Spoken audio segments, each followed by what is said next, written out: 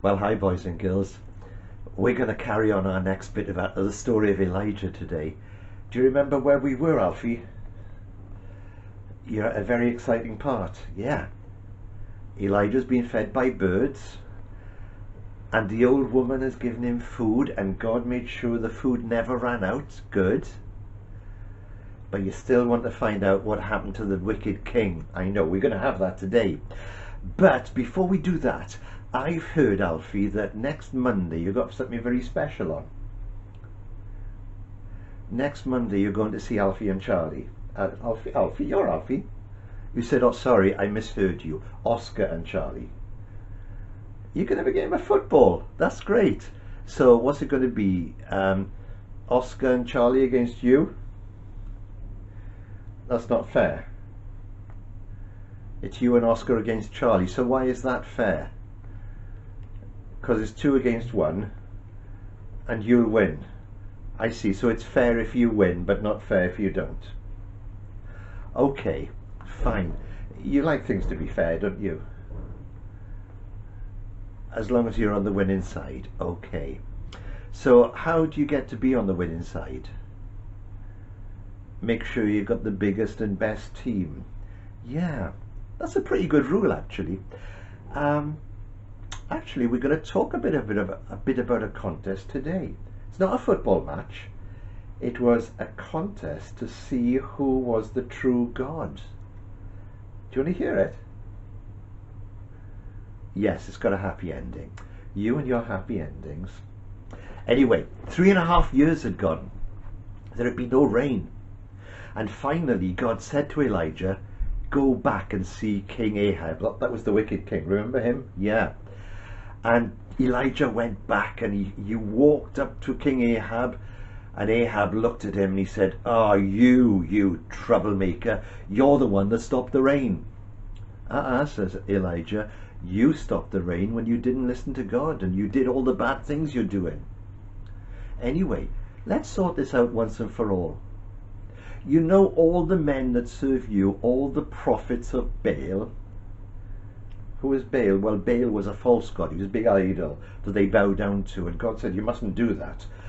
And these men, they were telling people that they had to worship this idol, this statue, and not listen to the one real God. And he said, you've got all these prophets, all these men who serve Baal. How many are them? 450.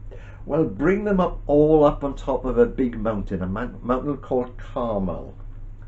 No, not Camel, Carmel. Got it? Carmel? Good. Bring them up to Carmel and we'll have a competition. And Ahab thought, oh great, yes, we'll do this. 450 of my men against 1. We're going to win. It does seem a bit unfair. Yeah. But actually it wasn't 1. It was 2. Did you know that? It was Elijah and God. He had God on his side, and that meant he was going to win. So they all went up on top of the mountain, and Elijah said, this is what we're going to do. We're each going to build an altar. Now an altar is a big pile of stones, and they would put an offering to God on the stones. They would light the fire and burn it up, and it was a way of saying, God, thank you, and we worship you and we love you. And they said, what we're going to do, we're going to put our offering on the altar and on the wood, but don't light the fire. And then we're both going to pray to our gods, and the one who answers by burning up the offering, that's the real one. It sounds a bit awkward, do you think? Right. Anyway, the prophets of Baal said, okay, we'll do that. So they built their altar, and they put the wood on, and they put the offering on, and they started dancing around the altar, and they were shouting out, oh Baal, hear us, and nothing happened. You didn't think it would? No. And they carried on, and carried on, and Elijah was watching them, and he started having a bit of a laugh. He said, oh, shout a bit louder, maybe he's gone on a journey. Or maybe he's talking to someone and can't hear you, or maybe he's fallen asleep. And they started jumping around and dancing on the altar, and Still nothing happened, and they did this all day and nothing happened. And just as the sun started to go down, Elijah said, enough. Come here, everyone. And all the people there, they gathered around Elijah. And Elijah built an altar out of stones and put the wood on and put the offering on it. And then he did the most strange of things. He dug a trench right around, like a big pit. And he said, right, I want you to get 4 big barrels of water and pour it all over the sacrifice. No, there wasn't much water around, was there? So it was a bit of an amazing thing he was asking them to do. But you know, when you're lighting a fire, do you pour water on it? Water puts fire out, yeah. And they poured the water on, and everything was soaking wet. And he said, right, do it again, another 4 barrels. And they did it again. He said, no, do it again, another 4 barrels. And they put another 4 barrels of water over it. And the water was everywhere. It was filling the trench and saturated the altar and the sacrifice and the wood. And everybody looked and he said, that will never burn. And then Elijah, he looked up and he prayed to God. He said, Lord, remember, I've done this because you told me. Lord, show these people who you are.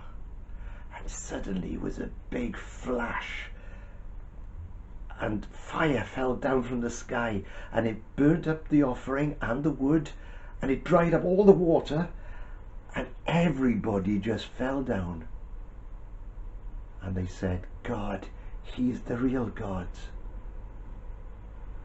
And Elijah said, these men who fooled you all this time, take them away. We're not going to let them do that anymore. And then Elijah had one more thing to do. He went up to the top of the mountain and he prayed to God. And as he prayed, a cloud appeared. And Elijah said to the king, get back to your palace. There's rain coming. And it did. You know, a couple of weeks ago when the rain really came down, it poured, didn't it? Well, it was like that. It was so bad that the chariot that Ahab was riding in, he got stuck in the mud. And God answered. But you know, the amazing thing is, Elijah did exactly as God told him. And God looked after Elijah. So what do you think? Happy ending? Did Ahab become a better man? Sadly, he didn't. But then some people never learn, do they? No. I hope you do, boys and girls. Sometimes when we make mistakes, it's good to learn from our mistakes and to put things right. Hope you've enjoyed the story of Elijah. We'll see you again next week. Bye for now.